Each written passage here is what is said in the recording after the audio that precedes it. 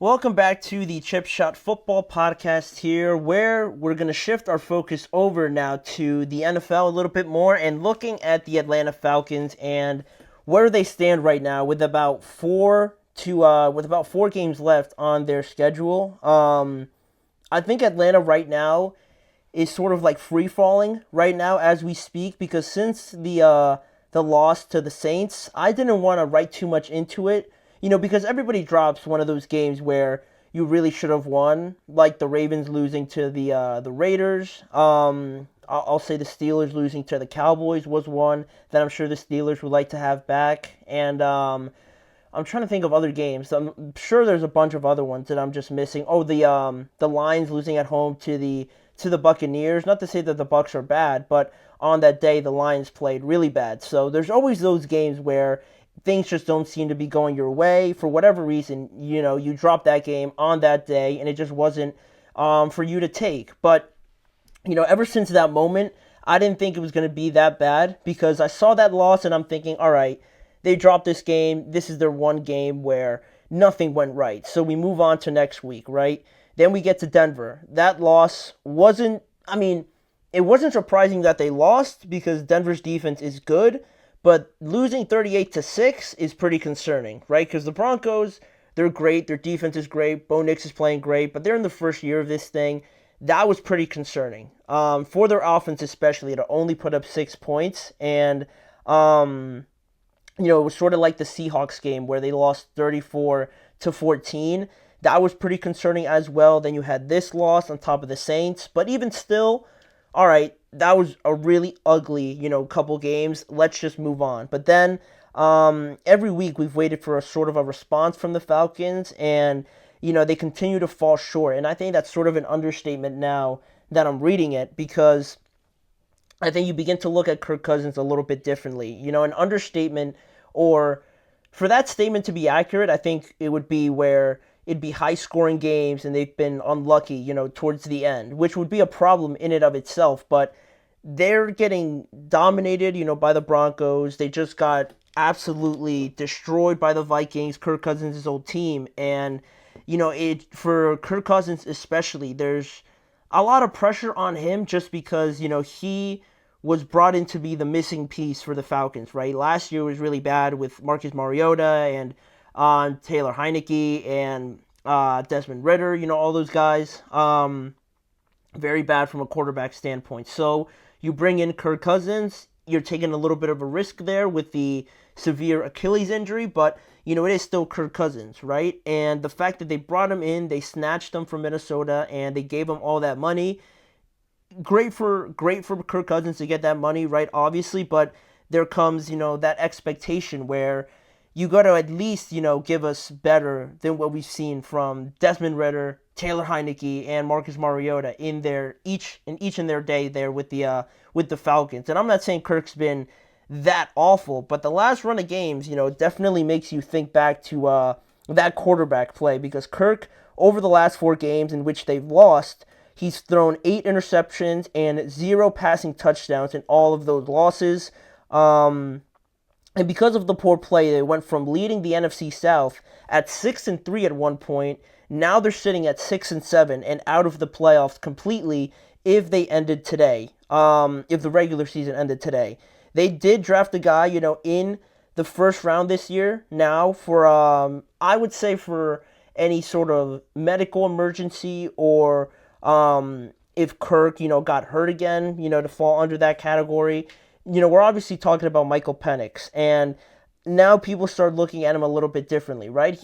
I don't think he's been really ever mentioned at all this season, which is a little surprising to me. But, at this point in time now where things are sort of not going well at all, Kirk's playing the worst he's played all year, and you're in danger of missing the playoffs, which at least that's one thing that you thought you'd get this season, right? Even if you didn't go far, to make the playoffs and take that next step, that was really big for this team, especially because they haven't made the playoffs for some time now.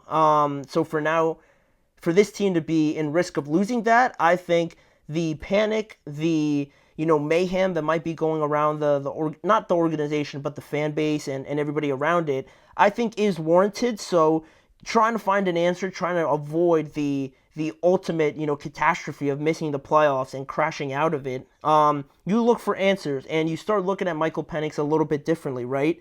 And it starts to become a real possibility that this could happen potentially, right? I think, in my opinion, right now it is a little bit premature, but you can't avoid the fact that people are starting to kind of think of it, right?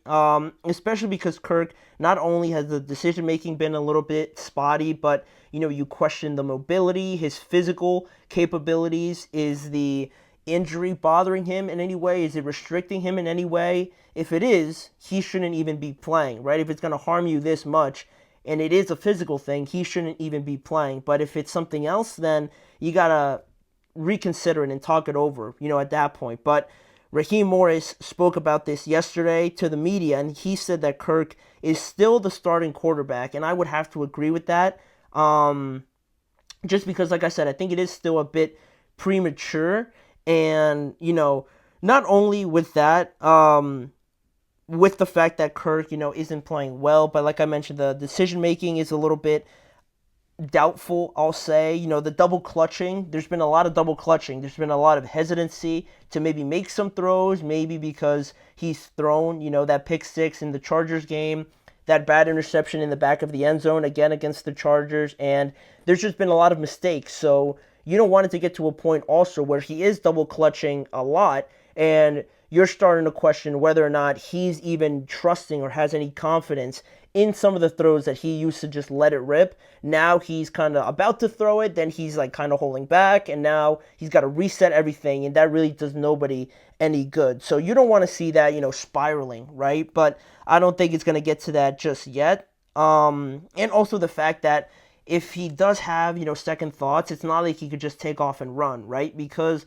of those limitations, he's never been the most athletically, fast guy anyway, but now, especially after that injury, he's not really prone to just go and run. He'll get a couple yards if he absolutely has to, but it's not like he's a mobile quarterback, right? I don't think no one's describing him as a mobile quarterback. So there's that part of it, but also there's not been a lot of play action this year, which is a little surprising just because of the fact that, play action was a big thing for Kirk during his time there in Minnesota. He's got 0 passing touchdowns this year from play action passes, and he's on pace to only have 85 play action attempts this year, when that's been one of his biggest strengths, obviously going back to Minnesota and taking advantage of it with obviously Justin Jefferson and the kind of year that TJ Hawkinson had when Kirk Cousins was there. And now, I mean, the weapons are still great with Kyle and Drake London and Darnell Mooney, but for whatever reason, the play action really hasn't been there. So again, you have to question whether or not does he feel comfortable completely turning his back to a defense and fully buying into play action, or is it something that just isn't included in the game plan, which I'd have other questions about, right? Knowing what kind of quarterback Kirk Cousins is and the kind of strengths that he brings, play action is one of the biggest ones. So for you to not even run it, that's pretty, suspect for serious questioning, right? Because you got to play to your player's strengths. So if you're not even doing that, then what are we talking about with this offense and Kirk Cousins, right? So that's something that's also pretty interesting with this whole situation with Kirk, especially, trying to figure out why he's hit this sort of rough patch here in his first year with Atlanta. But, you understand the panic and everything like that. But I think right now, everybody wants to talk about the contract and things like that anyway. But to bring in a young quarterback, a guy that's never really had NFL experience, and just basically say, okay, this expensive quarterback's not working for us. Maybe we just got to bring in the young kid and go up to Michael Penix and say, okay, now you have to bring us to the playoffs. Here, you start now, bring us to the playoffs, because this guy can't do it. We drafted you, so you have to go and do it, right? Especially with 4 games left, this is, quite frankly, one of the worst times to bring in a rookie quarterback, right? With so much on his plate, and for him to just step in for Kirk and be expected to kind of save the season are just so unrationally, so unrational to even comprehend how that could ever even work is obviously the problem, right? It's not the solution. I think too many bad things could happen with that scenario to outweigh any sort of positive. If he somehow gets you to the playoffs, I don't think, it might not be anything, that drastic, because at that point, I don't think they're going to make it past the first round anyway. So it would be an absolute, extra effort for Michael Penix to just walk in and make the playoffs with this team. So I think that's, one thing you have to consider. And also, don't make the change just because Kirk is playing poorly. Don't make the change just because Kirk isn't satisfying the needs, because you have to feel confident about Michael Penix starting. Don't just think Kirk is bad, so let's get him to the bench and just bring in Michael Penix, even if we're not confident in him, right? You got to feel good that what you've seen from Michael Penix in practices, in maybe running with the ones a little bit, that, okay, if Kirk doesn't get this thing turned around, or maybe Michael is really blowing us away with his performances in practice, maybe then we could bring him in. But don't just bring him in because Kirk isn't doing well, right? Because that does nobody any good. And again, I don't think it'll even help, because it's one thing to kind of step in there to a whole new environment in the NFL. The speed at the beginning of the season from the NFL to college is one thing. The speed from college to right now when they're in playoff mode is one of the most impossible things to just step into, right? It's not going to work. And also the Falcons defense hasn't been great.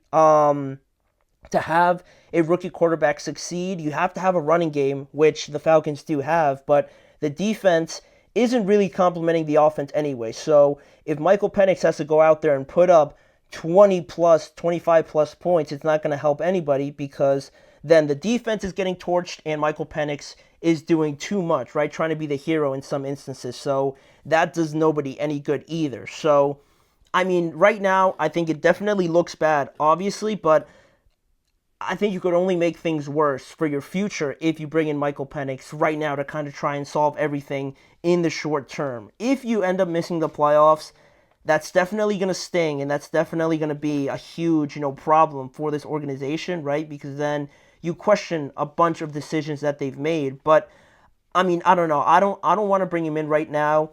This upcoming game against the Raiders is definitely going to be bigger than originally anticipated, but this is a good opportunity for the Falcons to go out there, kind of beat up on a Raiders team that's trying to get Shedeur Sanders anyway. So this would be a good opportunity for them to go out there, get another win, and try to stop the bleeding a little bit. But in that same instance, if they lose this game, there might not be any other option, right? It might just be all hands on deck and nothing really matters, right? And it could be, I don't want to say it or kind of put it out there, but unfortunately it could be a last-ditch effort to kind of save your job if you're a coach or an executive or something like that. And that's the part of the game, the part of football where you don't want to see it happen, where a guy's trying to save his job, so he brings in the rookie to kind of try and save it, knowing that it could turn out very poorly, but it doesn't matter because he's going to be out of a job anyway. That's the absolute last thing that you want to happen. So I don't think it'll get to that, but, I had to mention it because it could be a possibility at some point, only if they lose to the Raiders, right? Because then at that point it would be very bad. But, who knows what it'll get to. I expect them to beat the Raiders, so I don't think we're going to have to get to that scenario. But in the meantime, we're going to move on and kind of take a break from the actual game of football and talking about things on the field, and we're going to talk about Hard Knocks again. Episode 2 dropped yesterday, and we're going to give our reactions to it, what we saw from the Browns, the Bengals, the Ravens a little bit, and the Steelers as well in Episode 2. So we'll be right back with that right after this. Look